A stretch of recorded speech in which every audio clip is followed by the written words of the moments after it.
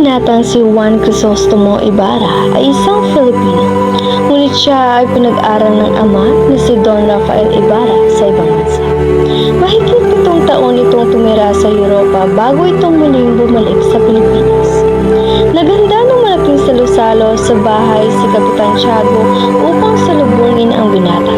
Ito ay dinaluhan ni Padre Damaso, Padre Sibela, Teniente Guevara, Doña Victorina at ilang matataas na tao sa lipunang Castola.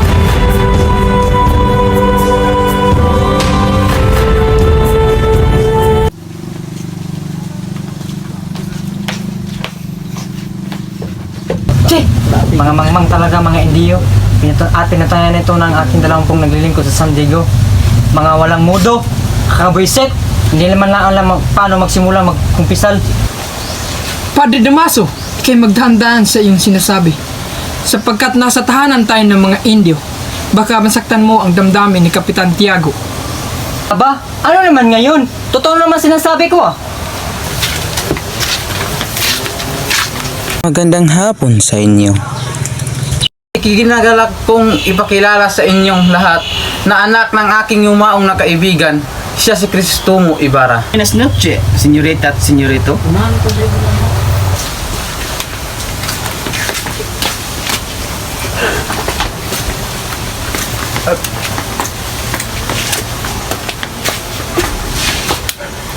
Padre Damaso, isa sa matalik na kaibigan ng aking ama. Hindi ka nagkakamali. Ako si Padre Damaso. Ngunit kailanman hindi ako naging matalik na kaibigan ng iyong ama. Ikaw ang anak ni Don Rafael Ibarra? Hindi po kayo nagkakamali. Maligayang pagbabalik galing sa Europa, Ibarra. Kilala ko ang iyong ama. Tama na ang iyong pag-uusap dahil nakahanda na ang hapunan.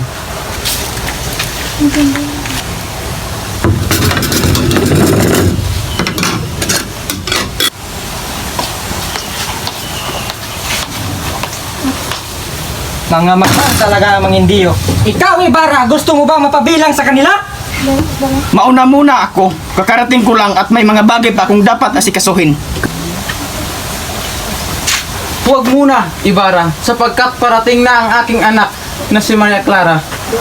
Pupuntahan ko na lang siya bukas ng umaga, Kapitan Tiago. Pakisabi na lang po sa kanya.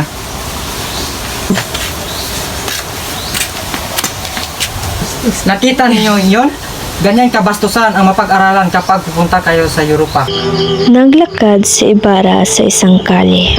Habang pinagmamasdan ng paligid, biglang sumulpot si Teniente Guevara. Hay, 7 taon na kong nawala at wala man lang nagbago dito. Nakakalungkot naman.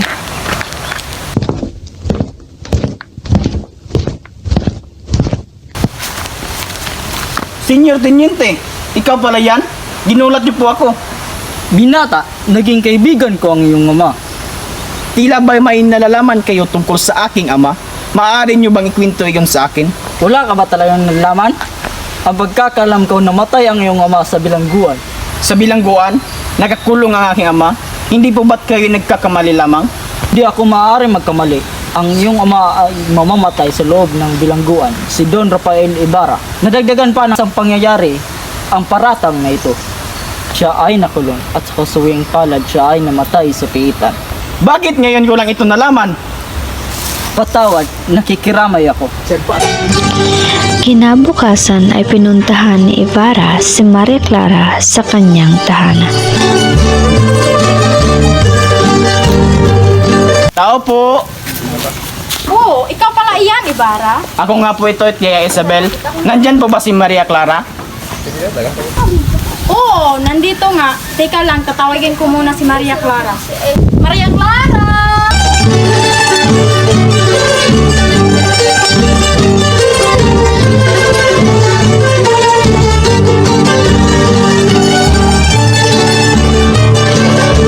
Magandang umaga, Maria Clara.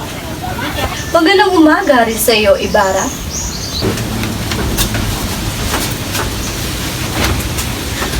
Crisostomo, sa dinami-dami ng babae na iyong nakilala sa iba't ibang bansa, hindi mo ba ako nakalimutan? Makakalimutan ba kita? Walang araw na hindi kita iniisip, Maria Clara. Lagi rin kitang iniisip, Crisostomo. Mahal kong Maria Clara, ikinalulungkot kong sabihin na kailangan ko nang umalis sapagkat may kailangan pa kong puntahan ang puntod ng aking ama. Ah, ganun ba? Sige, ikaw ay mag-iingat, aking Crisostomo. Mag-iingat ako para sa iyo, mahal ko. Sige, mag-iingat ka.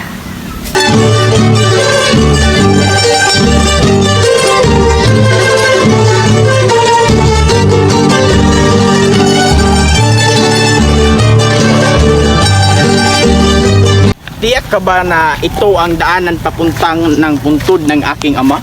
Opo, senyor. Naalala ko. Nasa likod ito ng malaking krus.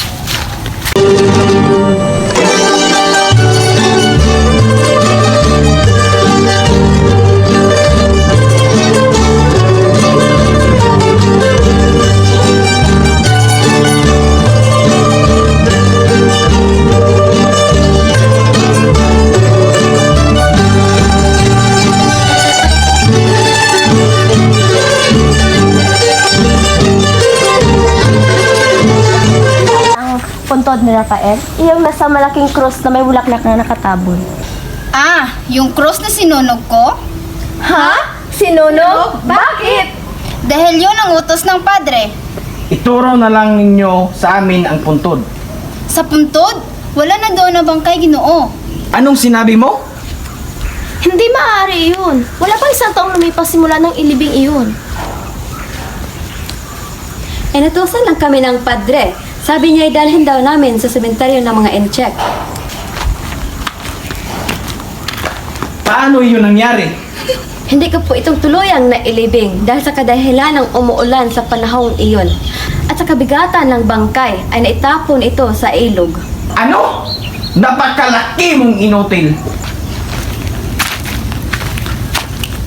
Sobrang galit ni Ibarra ay pumunta siya sa simbahan kung saan nandoon si Padre Salve.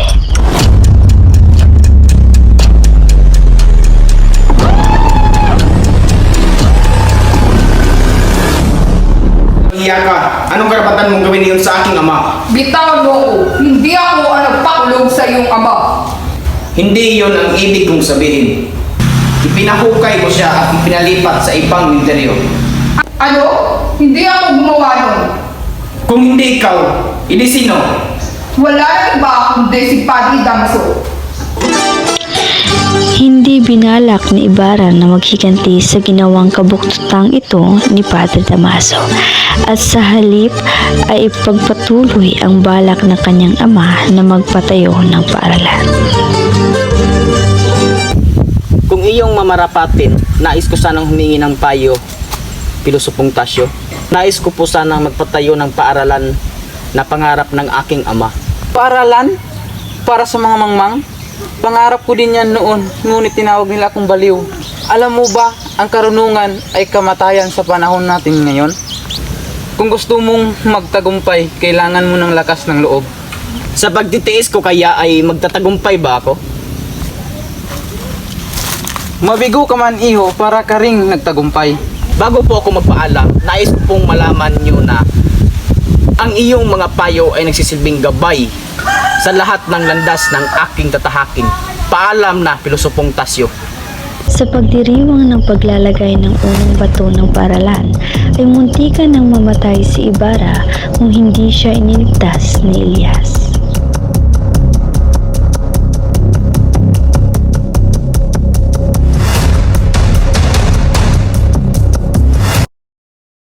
Maraming salamat sa iyong pagdalo sa pagbasbas sa paaralang ipinatayo sa pangalan ng aking ama.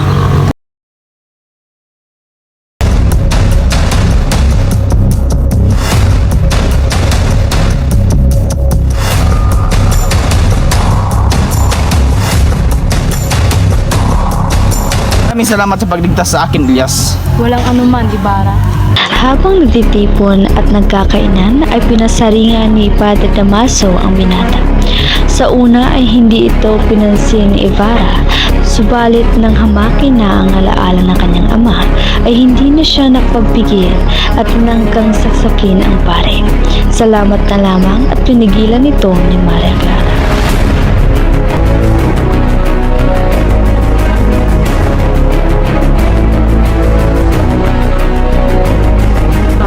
Para magkaroon kayo ng kapayapaan, iurong ko ang kasal niyong dalawa ni Crisostomo Ibarra. Ama, huwag niyo pong gawin ito sa akin. Mahal na mahal ko po si Crisostomo Ibarra. Gusto ko pakasalan mo ang pinsan ng aking bayaw, si Alfonso Linares. Hindi pwede! Ayoko! Bakit? Nag-iinarte ka? Napakaswerte mo na nga dahil pakasalan ka ng aking pamangkin. Hindi mo man lang napantayan ng aking ganda. Ikaw, huwag mong tanggihan si Linares kung ayaw mong magkaroon ng gulo. Iha, gusto ko siya ang pakasalan mo. Tumahimik kayong lahat! Ano karapatan niyo para diktahan ang puso ko? Kay Ibarra lang ako at wala nang iba! Napakabastos mong magbahay ka? Iha, kuminahon ka. Si Linares ang gusto ko papakasalan mo. Anong karapatan mo ha? Ano ba kita? May karapatan ako dahil ako ang tunay mong ama. Sa tulong ni Padre Salve, pinagbintangan si Ibarra sa krimeng hindi niya naman ginawa. Sila ay hinabol ng mga gwardya at nagpunta sa may bangka. Tinulungan siya ni Elias na tumakas. Nasa barko sila ngayon at nag-uusap. Si Ibarra! Dakben!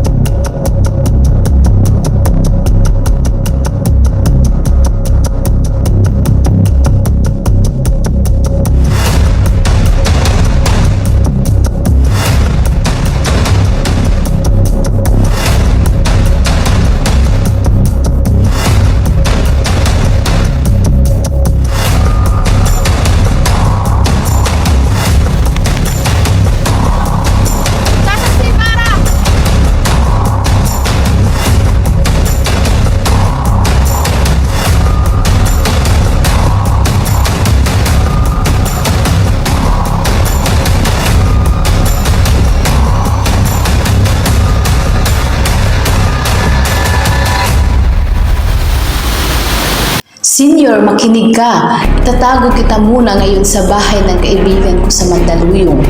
Para mamuhay kasama ang mga estranghero? Para mamumuhay kang mapayapa, may kaibigan ka sa Espanya. Elias, naghirap ka dahil sa aking pamilya at 2 beses mong iniligtas ang buhay. Malaki ang utang na loob ko sa iyo. Pinayuhan mo akong umalis sa bansa. Kung ganun, sumama ka sa akin. Mamuhay tayo parang magkapatid. Senior Ibarra, humiga ka. Lilituhin ko sila, habulin na nila ako at ikaw ililigtas mo ang sarili mo. Magkikita tayo sa pundot ng lolo mo sa bispiras ng Pasko. Ayun si Ibarra! Barilon!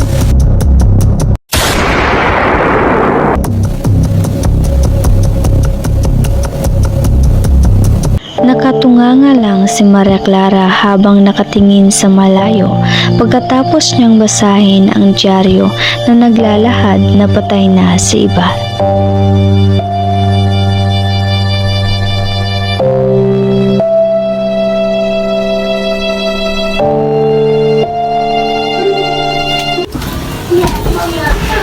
Iha, nagulat ba kita? Hindi mo ba inaasahan na dadalaw ako sa kasal mo? Masama bang pakiramdam mo? Sabihin mo sa akin kung anong problema. Oh, Alam mo namang mahal kita. Hindi nga kita napapagalitan.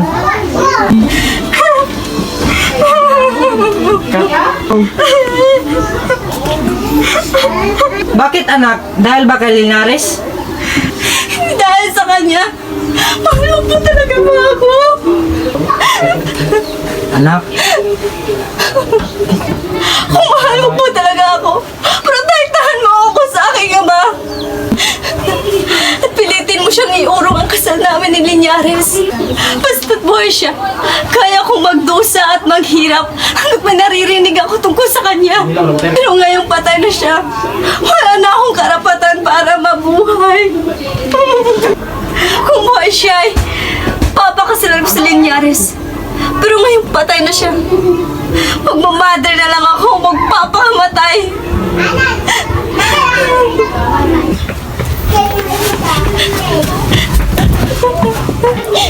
Patawarin mo ko anak sa mga kasalanan na gawa ko sa iyo. Pumayag akong makasal ka sa lalaking hindi mo naman talaga mahal. Magmamadre na lang ako. Anak, hindi pwede. Kailangan maikasal ka sa ibang lalaki dahil hindi kita mababantayan magpakailanman. Magmamadre ako, magpapakamatay. Anak, piliin mo na lang ang ibang lalaki dahil ayos lang sa akin. Inuulit ko, Ama. Magmamadre ako o magpapakamatay. At marami pang naganap sa orihinal na unang nobela ni Dr. Cersar. Namatay si Sesa. May umampun kay Basilio. Nagdagdag ng kulot si Doña Victorina. Tumulong sa pambuboso si Padre Salve. Habang nanirahan sa kabundukan si Padre Damaso. At naadik naman sa apyan si Kapitan Tiago. Naging madre si Maria Clara at marami pang iba. Pero dito na magtatapos ang aking dula-dulaan. Sana'y kayo'y nasiyahan at sana'y kayo'y may natutunan. Maraming salamat sa panonood.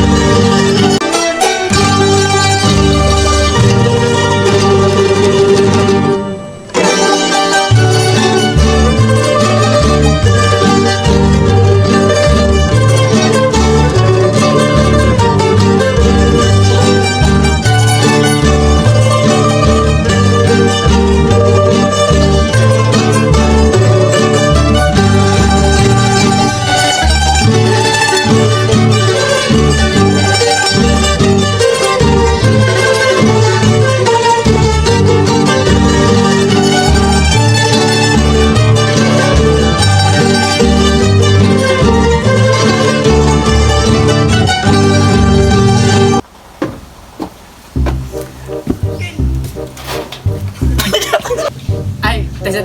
Kung gusto mong...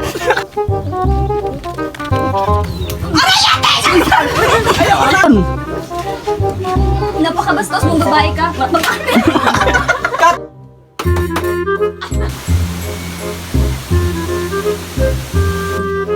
Walang araw na hindi kita iniisip, Maria Clara. Lagi rin kitang iniisip, Crisostomo. Yeah. Day 2. What's up?